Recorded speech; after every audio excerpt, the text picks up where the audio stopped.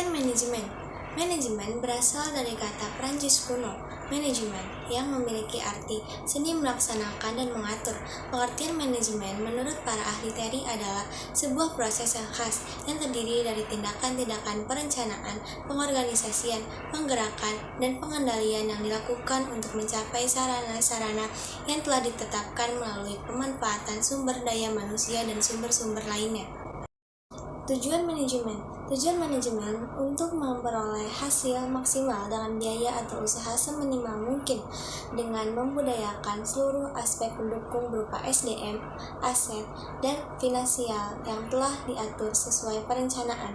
Manfaat manajemen membantu manajer dan para anggota untuk merancang strategi melalui pendekatan yang lebih sistematis, rasional, dan efektif, mendapatkan hasil yang semaksimal mungkin melalui proses yang menyeluruh.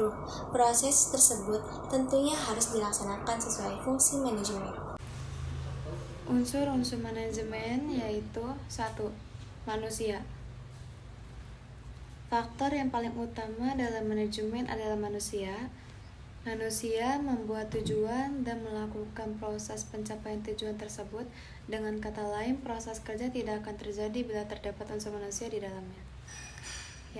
Yang kedua yaitu material. Dalam proses pelaksanaan kegiatan manusia menggunakan material atau bahan-bahan. Oleh karena itu, material dianggap sebagai alat atau sarana manajemen untuk mencapai tujuan.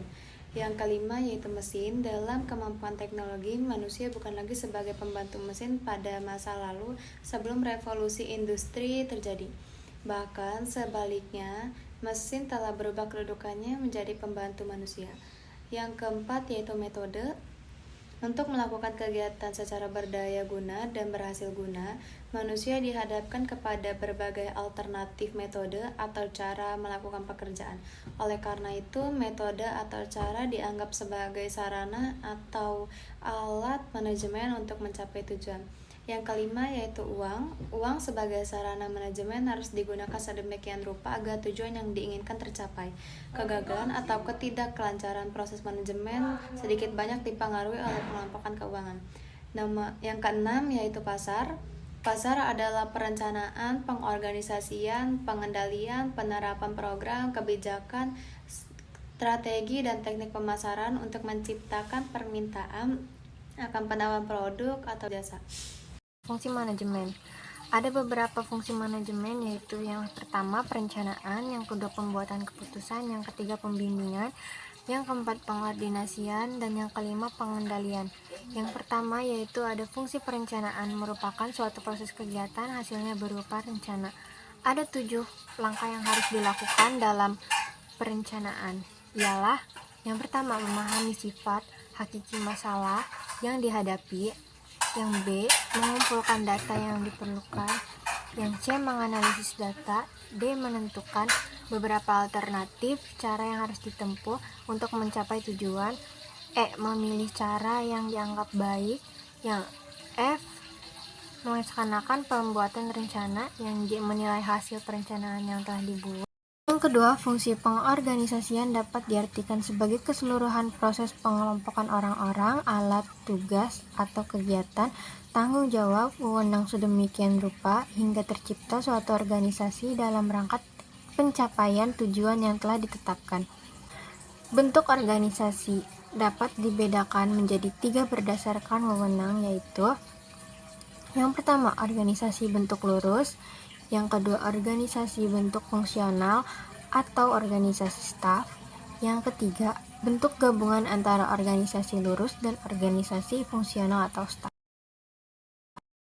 Yang ketiga, fungsi pengisian jabatan, yaitu fungsi staffing, berkenaan dengan penyaringan, seleksi, latihan pengembangan, dan pemberi imbalan terhadap karyawan. Yang keempat, yaitu fungsi pengarahan. Fungsi pengarahan berkenaan dengan aktivitas pemberian, pengarahan, bimbingan, dan pembinaan kepada bawahan. Fungsi pengarahan kadang-kadang disebut juga dengan fungsi motivasi. Yang terakhir yaitu fungsi pengawasan, dapat didefinisikan sebagai pengamatan dari pelaksanaan seluruh kegiatan organisasi agar kegiatan yang dilakukan tersebut berjalan sesuai dengan rencana yang telah ditetapkan.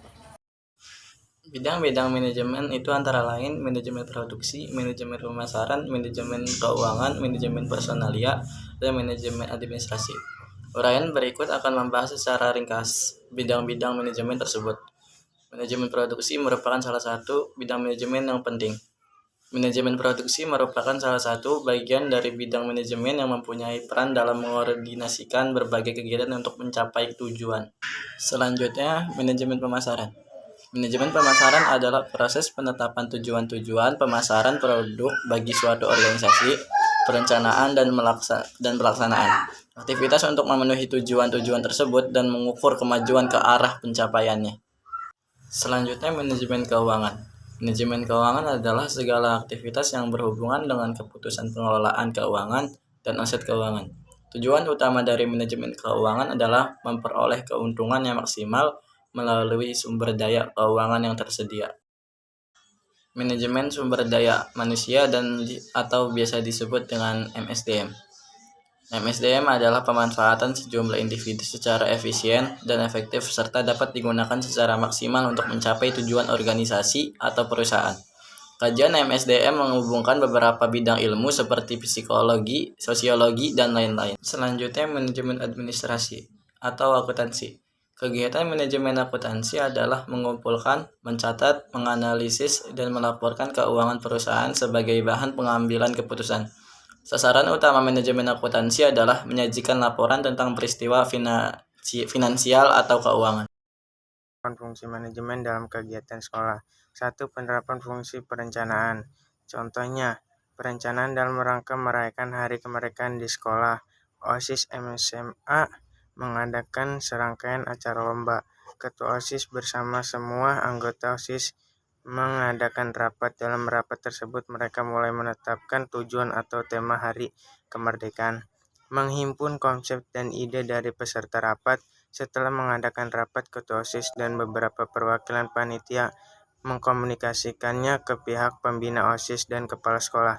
Tujuannya agar antara pihak OSIS dan sekolah memiliki kesamaan tujuan. 2. Penerapan fungsi pengorganisasian. Contohnya, pengorganisasian ketua OSIS kemudian menetapkan orang sesuai kemampuan dan keahlian dalam bidangnya. Setiap orang memiliki tanggung jawab masing-masing agar tetap fokus dengan tugasnya, karena harus mengerjakan tugas-tugas lainnya. Struktur organisasi dan kepanitiaan yang disusun pun harus disesuaikan dengan kebutuhan, seperti ketua panitia acara, bendahara, sekretaris, dan seksi acara, seksi konsumsi, dan lainnya sesuai dengan kebutuhan.